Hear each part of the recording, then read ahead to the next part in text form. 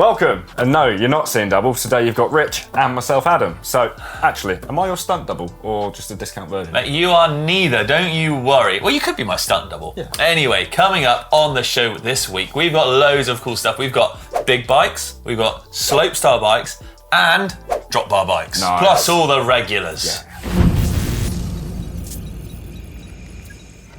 So I was writing the news, which features a few new exciting bikes. Stay tuned for that. Two of which have been designed to only run cables externally of the headset. And then we've had one that's actually been updated to run externally, but you do have the choice of internal as well.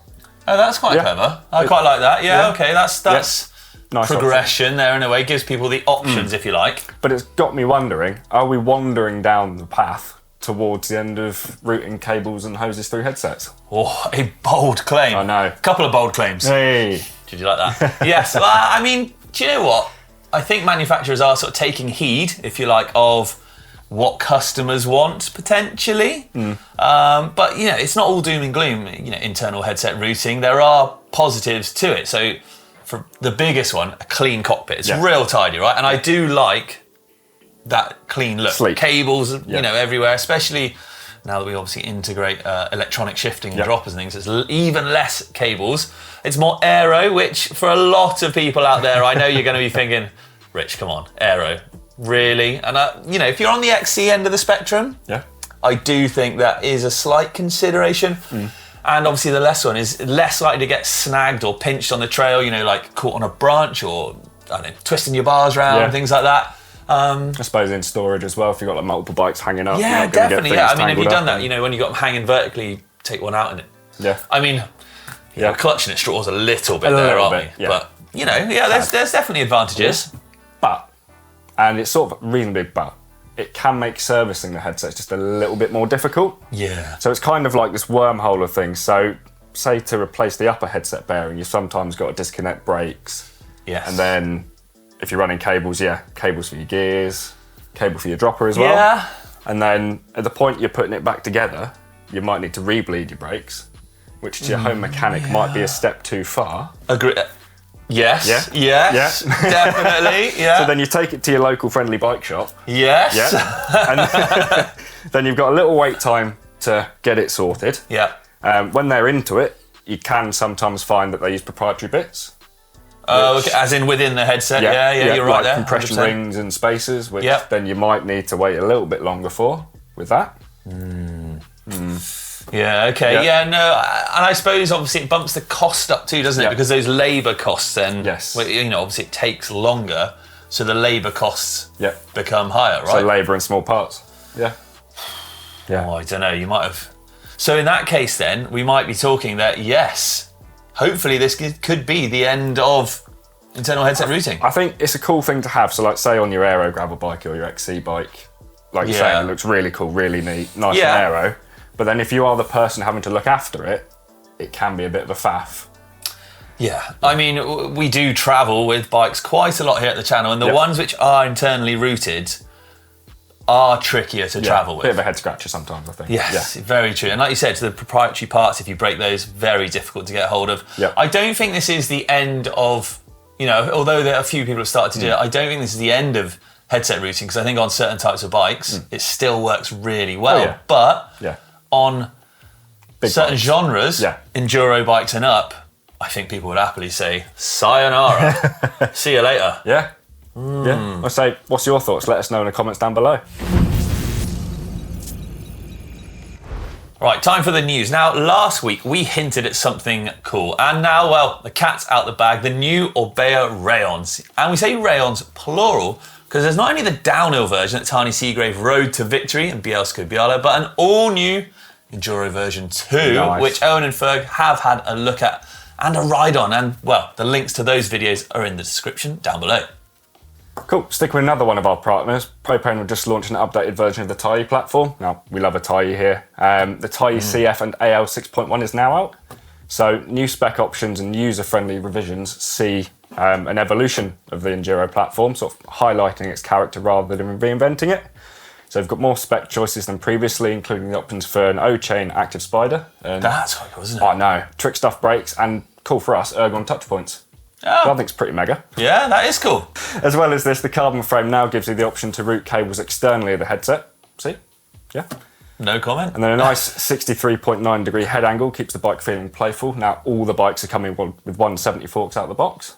And then that's paired with a 72.9 degree seat angle for nice pedalling position. Hey. So full 27.5 wheels on sizes small to medium, and then mixed wheel and full 29er options on medium through to XL. You've got some cool new paint finishes too. So you've got wood rose, midnight blue matte on the aluminium frame, and then pigeon blue, interesting name. Say no more. Yep, deep sea carbon and carbon raw, and well, yeah, the carbon one. But yeah, you'll be glad to hear though that the ever popular raw aluminium finish is here to stay. You've got prices from £2,999 to £8,324 on the aluminium frame, and then ranging from £3,599 to £8,924 on the carbon frame. And then, as always with propane, you can customise the specs. So if you somehow can't find a fit for you off the peg, there are plenty of options, and then it's also available frame only too, which is dead cool. Yeah, I like that. And the fact that actually you can kind of stock it with an O-chain now. Yeah. Like, that's not really an aftermarket mod that you see all too often from any manufacturer. I don't think. I would almost throw it out there first. I'd almost as an aftermarket mod. Agree with you, as an upgrade kind of thing. Right, well, more news. At the weekend, we saw the third round of the UCI Mountain Bike Cross Country World Cup in Novi Mesto. And it was kind of the first sort of stint of the European leg of it, if you like. We obviously had 2 rounds in Brazil. But the big talking points was setup. Owen was on the ground sniffing out special setups and tech and changing conditions. And the big takeaway that we kind of got from it was that big chainrings and gravel tyres were the one. Nino, Alan Hafferley, you know, they spotted running 42 chainrings in cross-country short track, and then gravel tyres as well. You know, as if we needed this kind of more weird crossover. So XCO, or cross-country, is now using gravel tyres. Gravel riders are now using cross-country tyres. What is going on in the world? Just absolute madness. Chaos. So cool stuff we've seen in the last week. Weiss Manufacturing out of Brooklyn. Yes, I know it is a drop bar bike again, but it is a really cool build. They started off with an already mega looking titanium frame, but it's now got clearance for 29 by 2.25 tyres, so gravel on XC tyres. Yep, there we go.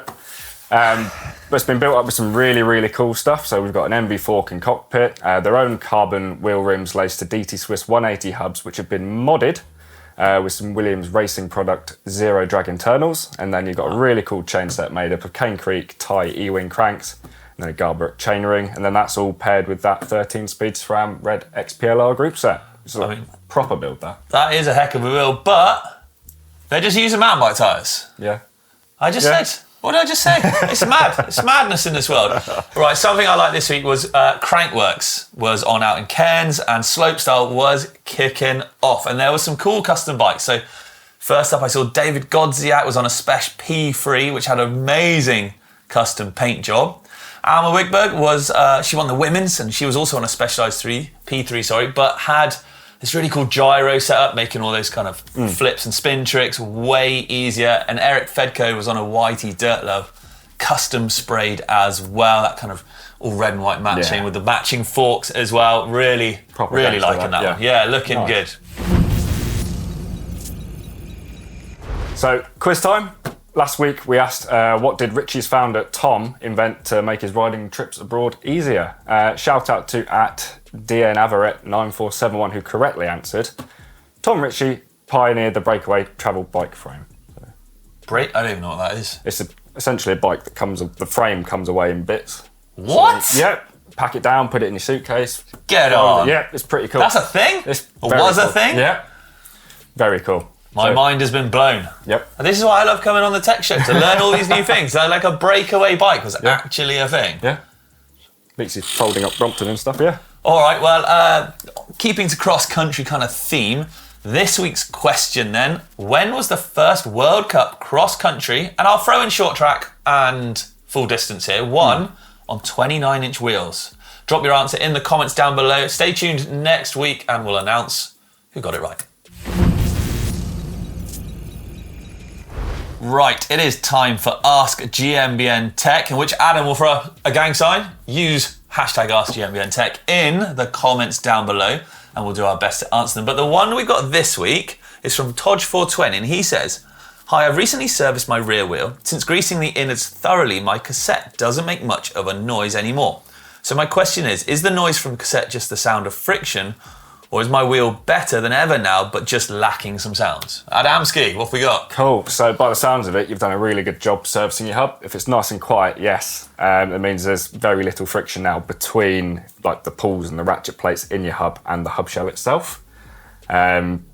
Yeah, ultimately, the more greased it is, the faster rolling it's going to be, which is why it's feeling really nice. It's just, as you've found out, it's a lot quieter. So you can maybe take a little bit of that grease out and make it a little bit louder. It's just there's a bit of a trade-off. So less grease, potentially, yeah, more friction, and then that leads on to more wear. So maybe, yeah, clean it out lightly, re-grease it a little bit more often. Or if you're kind of like a one and done sort of service schedule with it, yeah, pack it full of grease. Within reason. Jam it all in, pack it all in. All the grease. Yep. Pop it all back together. Yeah, nice quiet hub. Quiet hubs, it's a personal thing, really. I think it's a bit... I'm a loud hub guy. Yeah, I am too. I'm a loud hub guy. I think it's handy if you're on like a shared path in the woods, or if you like being heard maybe when you're out on the road and you're in bike lanes. I can hear what my bike's doing then. And that. Do you know what I mean? So for me, it's like almost feedback from the bike in a way. Yeah. So I know some hubs are designed to be really quiet. So I know Shimano did super silent hubs for a time. Yeah, they did. And then, yeah, we get to run some nice i9 hubs in our Reynolds wheels, and they are incredibly loud and really cool, I think. So, yeah. Nice. Excellent answer. And don't forget, if you do have any questions, hashtag askgmbntech in the comments down below. Okay, time for your comments. Now, yourself and Owen chatted last week about sort of price points on group sets and the attainability or the affordability, if you like, didn't they? And we had there's quite a few comments on this. So Champion PC, I like that, says, I use Shimano Dior with an SLX shifter.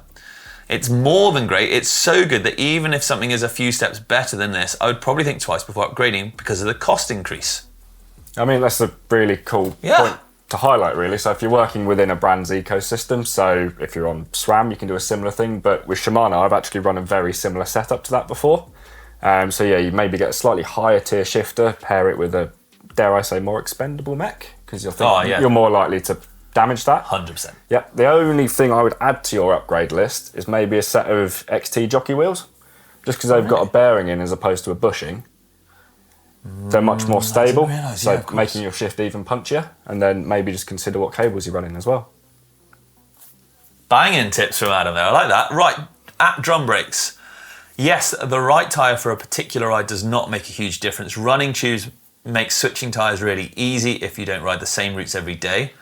I'm sure seasoned mechanics like Owen and Adam can probably swap a tubeless tyre just as quick as I can do a tube tyre, but you'd still use fresh sealant, so that means it costs money each time you swap unless there's an easy way to reuse it.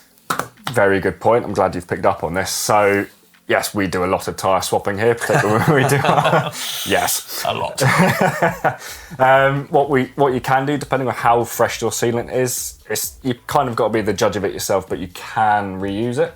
What we'll do is we get like a lid off of, say, like a PT's can. Great hack. Great hack. Yep. Scoop it out and then maybe have a second. There you go. Go on. Oof. Oof. There you go. Scoop it out carefully and then maybe have a second container of lightly used sealant that you can then use to top up or just pop back in a tyre there. That's literally the way I do it. I think I picked that up from you guys. I think maybe Owen or maybe yourself I've seen doing it. And I was like, oh, actually, because it's the perfect shape for inside the tyre, isn't it? Yeah. Nice one. Okay. Kesor MTB. Loved the episode. It would have been a lot cooler if you showcased a Raiders bike instead of that Steelers bike. Wow. Yeah, I think we need it's American sports, isn't it? That's American sports. We need to brush up on our not wheel-related sports, I think. I do not know any. Nope. Okay. Dasa Onea, it's hard to ride a bike without a dropper. I'm always reaching for the lever and it's not even there. I mean, you're definitely not alone with that, I think. Yeah, a lot of people still don't use droppers. No, a lot of people, but you're right. It is, it is weird sometimes when you swap and you're like, oh no, where's the dropper gone? Doesn't exist.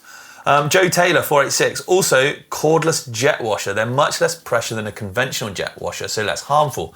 But you can feed them out of a drum of soapy water and they move them up. Yeah, I mean, that's another good shout. I've seen them used extensively. Yeah, trail centre car parks and bits like that. I think I've even seen people fill them up out of puddles. Yeah, I've chucked like the hose in a stream. I've got one, and just, literally anything. It's got a little filter on it as well. Yeah, great shout. Nice one. Cool. So what we're looking forward to this week, Rich? Well, last week out of Bielsko-Biala at the Enduro World Cup, I caught up with Jesse Melamed, the Canyon rider, and did a little bike check. But actually it is a little bike because he rides a small bike, but it's really, the guy has got it dialed in. So there's some really cool things he does on that I've not seen anyone else do. The attention to details, really cool. So it's actually quite an insightful one, I like to think, from sort of myself and hopefully you. What about yourself? I guess my first solo video, which is exciting and slightly terrifying. It's a little maintenance video down in the maintenance set. How to change your bottom bracket. So okay, we're talking sort of press fit? Threaded this time. Threaded? Sure, press fit's coming. Keep your eyes tuned. Hey, thanks for having me on the tech show. It's been a while. Man, it's been good. Should we fist bump? Yeah. Bosh. Stay tuned, people. See you next time.